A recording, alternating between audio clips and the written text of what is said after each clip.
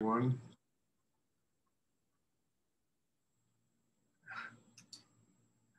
I've unmuted everyone, and if anyone has a question, we don't want to live in a world of spiritual platitudes and, soapy ideas of what life is all about. We want to deal with and have the inner strength to open and embrace, the reality of the world we live in. I mean, it's God's world, it's not our world, and we're a bunch of tourists here, and we have to learn how to live and respect life, being God's guest here. And I think this is an essential element to what this meditation is all about. It's about really building an inner life that is strong enough to do this. It's about building an inner life that is strong enough to ultimately realize that the real guru is not Stuart, it's not Swami this one and Reverend that one and Yogi that one. As I say all the time, the real guru is life itself, because it has so much to teach us if we just build a system inside that's strong enough to allow it to do it. So life is no longer the enemy. You understand? It's really there for only one purpose, and that's to help us to grow. The problem always remains with people that don't do inner work. And then they spend their life complaining about life and all the terrible things and this and that and the other. But if they transform their inner life, the world they see will begin to change. And that to me is an extraordinary thing, that the world can change, but it's not going to change if what we have inside ourselves is chaos and unhappiness and disappointment and anger, fear, etc., etc., etc. So the purpose of the meditation is exactly what I've just said. It's to build that kind of inner life. And then one has their unique dialogue with God, not Stuart's dialogue, not Rudy's dialogue, but their unique dialogue with God. Because each and every one of us is unique, and we have something unique to give to the world. And that uniqueness is buried beneath all our tension, insecurity, problems, a mind that never shuts up, emotions, and learning how to transform the chaos into harmony and balance and love is truly what meditation is all about. It's a tool, it's a craft. I mean, I don't teach religion, I teach a craft that anybody can learn if they really apply themselves to it. Does anyone have a question they would like to ask? I have a question, Stuart. It's Wendy. Do you feel your third chakra, not just in the meditation, but throughout the day? Do you have like an ongoing feeling realization of it? Yes. I have an ongoing sense of balance inside myself. And that's why the world works through me, I mean, that's why I can sit here and do these classes with all of you. I mean, I can't just walk in here being crazy all day and expect to transmit Shakti and energy, spirit. So there's a bridge between this meditation and the rest of your life. And when you build that kind of inner system I'm talking about, you cross the bridge and you don't leave, the third chakra on the other side of the bridge. You take it with you and you have that balance no matter what you're doing during the day. And it's honestly, it's amazing how this thing works. Look, I've been doing this a long time. I still am amazed at how it works. The things that come, what happens, the universe provides in such a profound and interesting way. But how could I sit here and do this if I bring a day of craziness with me? A day of being unbalanced and, thinking all the time, emotions all the time. I want to bring love. I want to bring an open heart. I want to bring the best of Stuart that I can offer anyone that sits in this class. And the best of Stuart is not enough. You know, Stuart has to truly become nothing inside for this energy to work and nurture all of you.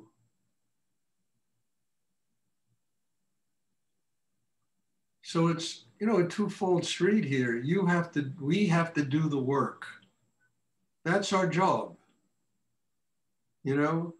And then when we do that inner work and we build the kind of system I'm talking about, listen, the universe can work through us. It can guide our life no matter what we're doing during the day. It will guide our life. Not the mind, not the ego, not, intentions to get whatever you want in the world, no matter who you have to hurt to do it. But with unconditional love.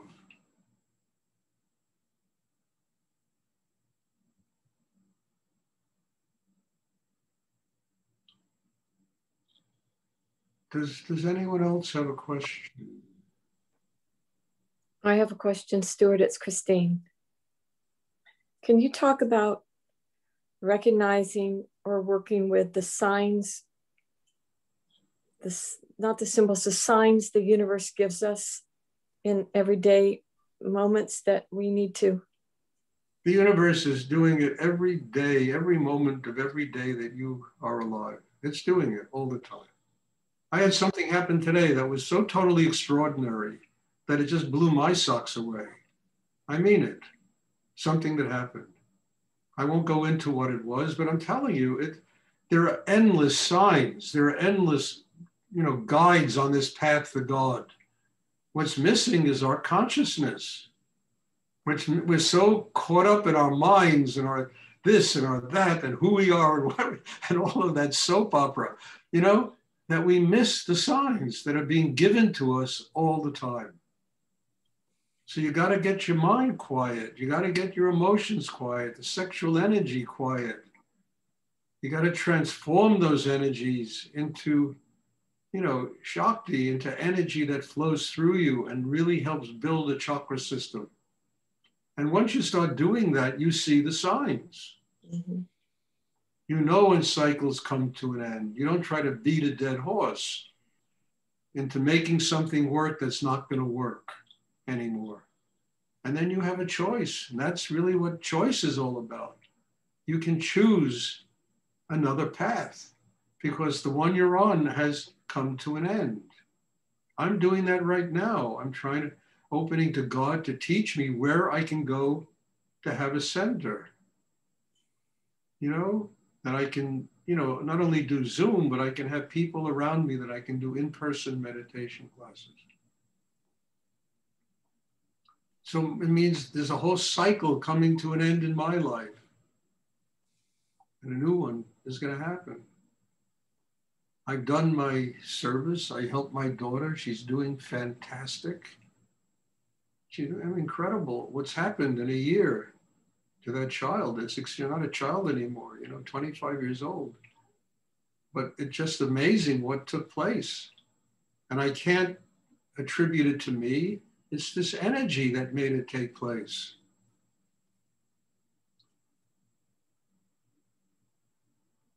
So we recognize signs when we stop battling with our internal dragons.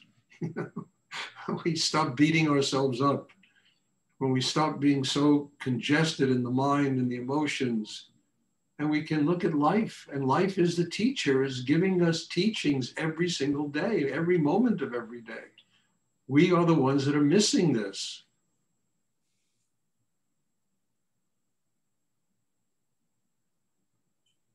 So the ultimate struggle is not with life, it's with ourselves. Getting free of oneself. That is the path to enlightenment.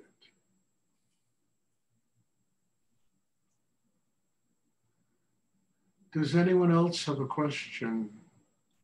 Thank you, Stuart. You're welcome, dear. Stuart, it's Tonya. Yes, Tonya.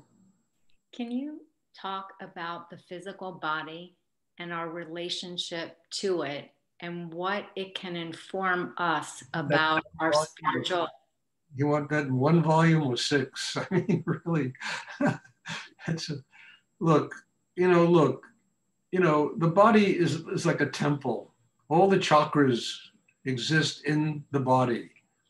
The body and having the chakras exist in the body means we have a direct link between ourselves and higher energy or God or whatever you want to call it in the universe. So as we grow inside, we stop doing things that poison our bodies. You understand? I mean, for me, up until I started I used to smoke a pack and a half, 2 packs of cigarettes a day. I was doing this for 3 months. And suddenly I said, Stuart, it just stopped. It just went away. I never touched a cigarette again. And I never felt like I was giving up a habit. It was just, I cannot continue to put that poison into my body. And I've done this with so many things, coffee, pizza. When I moved back from Texas, there was a pizza place around the corner from where I live called Stromboli's. They had very good pizza. And I used to go there almost every day and have a slice or two. And I would get stomach aches. I would get indigestion. And finally I stopped. The stomach ache stopped. You want to ingest things that really are healthy for your body. And we live in a world now, which didn't exist when I was younger. I mean, organic foods, you go to these places like Whole Foods or even Trader Joe's, they have so many products that are organic and this and that. Vegan, I mean, who ever heard of this stuff? Back years ago. And it's all there given to us because we can ingest it and live with a healthy body. I mean, that's part of the growth process is being physically fit, being healthy, not beating yourself up physically. And I think it's miraculous what we have today in the world that we can consume. The exercise we can do. I mean, look at you, Tonya. You walk from Maine to Alabama, my God, You try to get me on a trek like that, you'd never do it, I mean, it's staggering when I think of what you do, You got to be physically fit to do that, And your chakra system has a physically fit body to live in. And that's terrific,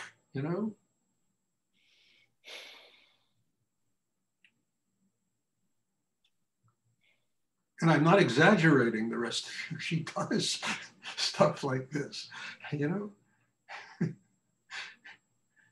Does anyone else have a question they would like to ask? I'm Angela, and I have a question.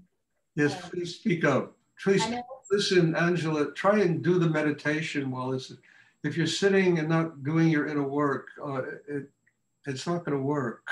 So try to get centered inside and now ask the question, please, okay? So my question is about worldly ambitions.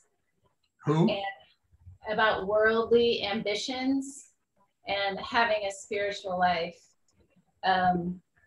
Because I feel like the ambition sometimes comes from a place of ego. It doesn't have to, Angela. Look, I mean, I won't go through my life. I've had a lot of ambition in life. I've made lots of money in my life. Even today, I made lots of money, and I didn't, I mean, it was amazing what happened. And, what does that have to do?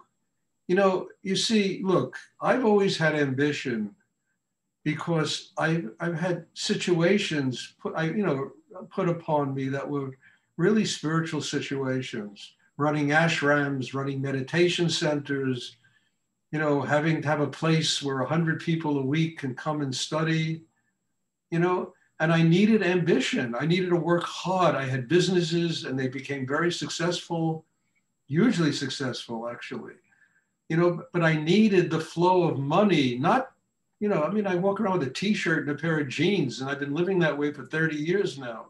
I didn't do it so that I could, have 16 cars and 32 houses. I did it because I needed to support a situation. What happened to you? She disappeared. Hello? She vanished. Okay, anyway, I'll finish. I needed it to support a situation that was truly helping me develop my spiritual life. And it was so real to me because the money was nonsense, but what it produced, it's just energy money. And what it produced was an environment that enabled me to continue to grow every single day of my life. And I never believed in economic freedom. I think it's just bullshit, The only real freedom in life is freedom from yourself. And all these other things we have to experience in order to, we have to experience these things in order to surrender them, to let go. Can't let go of what you haven't experienced. And people, live in poverty. They live in, I can't. It's bullshit. Anyone can, but they have to really open up to do it. And then you experience these things, so that you can learn how to be free of them. That's really what they're all about.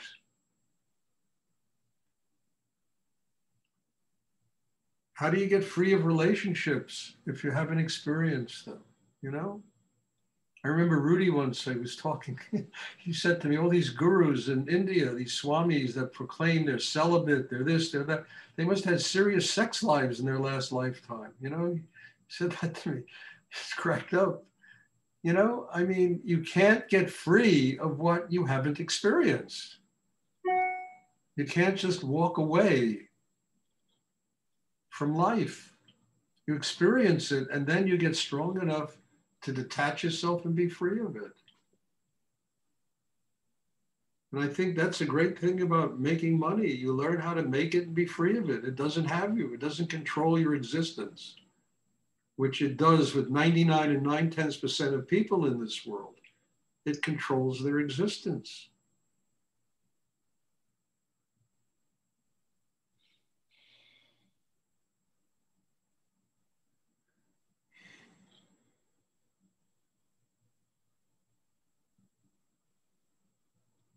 And I had to go through a lot of crap to learn this. I really did, when I was younger, because up until the age of 30, I never gave a damn about anything, about money. I didn't care about it, And then I went to Texas and I had this ashram on my shoulders. Suddenly the 20 people have to eat, they have to this, and suddenly a kind of ambition came inside me that I never knew existed. But it was simply to make the situation work, to build that incredible house that we built down there. You can't believe the intensity of my meditations every day just to get the strength to be able to do those things. And the same thing today and all my life when I moved back to New York. There's, if you can do it here, you can do it anywhere in New York. And it's true, it's such an intense place that in order to deal with it, I really had to get very strong inside. Because I'm not the kind of person that runs away from things, How can I grow because of this situation? So it required ambition. It required learning how to build a situation that enabled me to get stronger inside myself. And how not to be controlled by money and all this other stuff, and to use it for spiritual purposes.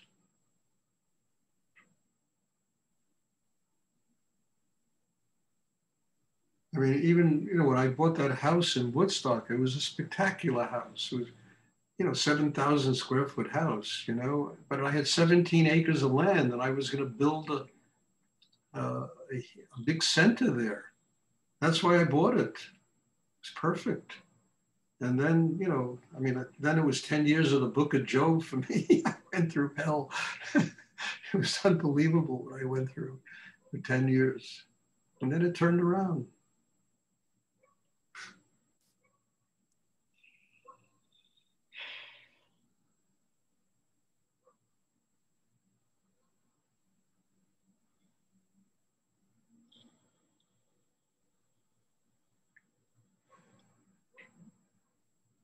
Does anyone else have a question? The person who asked the question vanished and it disappeared. Okay, does anybody else have a question they would like to ask?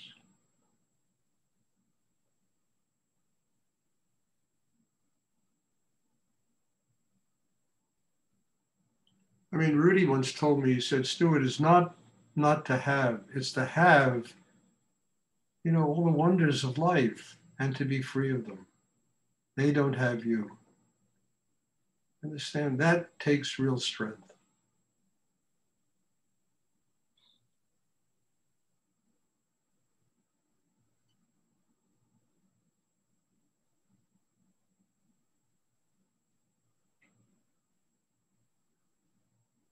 I just have one announcement to make. This Monday, I'm not going to be having meditation. I've been invited to an event. And so just want to tell you that this invitation is months ago and finally came, the day. And then the week after, the Monday afterwards, I'm not going to have meditation either because I have to have that eye procedure that I do once a month. So just, you can put it on your calendar. There won't be meditation those 2 days.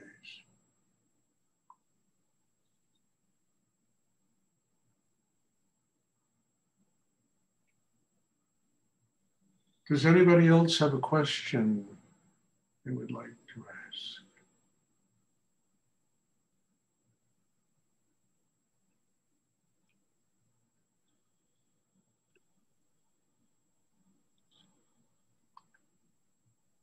Okay, well, God bless you all. Thank you. And, I'm telling you, I so much, have so much humility when it comes to this, that all of you can come to these classes. We can do this in a work and really share this incredibly profound, connection that this work brings with God. And I think there can't be a better way to do it. And we just all have to remember that life itself is the temple, not the synagogue, the mosque, the church. Those are the places you go to learn how to live in the temple called life. Because everything in life is sacred. Okay, if there are no more questions, then there'll be class on Sunday. And I'm looking forward to seeing everybody in class. God bless you all. Thank you. Thank you, Stuart. Good night. Thank you, Stuart. Thank you. Thank you very much, Stuart.